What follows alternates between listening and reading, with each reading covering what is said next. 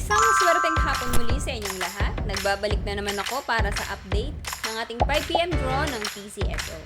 Kaya ihanda na ang inyong mga ticket para sa ating 5pm draw ng ating 2D Lotto at 3D Lotto ngayong hapon. Kaya wag na nating patagalin pa, here's our Lotto result. For 2D Lotto, the winning numbers are 5 and 5 in exact order. Pwedeng manalo ng 4,000 pesos pag nag-match ang iyong mga number in exact order. 2,000 pesos naman para sa Rambolito System Play. Para naman sa 3D Lotto, the winning numbers are 0, 6, and 6 in exact order. Pwedeng manalo ng 4,500 pesos pag nag-match ang iyong mga number in exact order. 750 to 1,500 pesos naman para sa Rambolito System Play.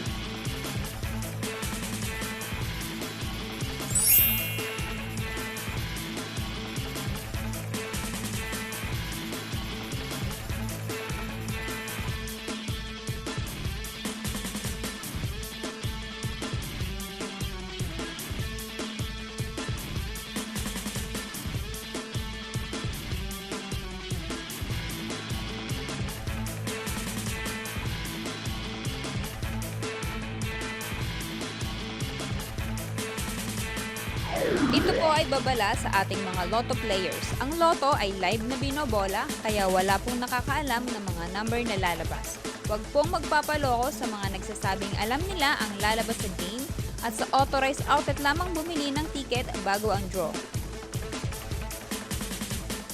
Para maklaim ang inyong prize, pumunta lang sa authorized Lotto outlet pag nanalo ka ng umabot sa 20 to 10,000 pesos. For more than 10,000 to 300,000 ang panalo nyo, sa PCSO branch na pinakamalapit sa inyong lugar, pwedeng i-claim ang prize with 2 valid IDs. At kapag ikaw naman ang jackpot winner, i-present ang iyong ticket with 2 valid ID sa PCSO main office located at Shaw Boulevard, Mandaluyong City.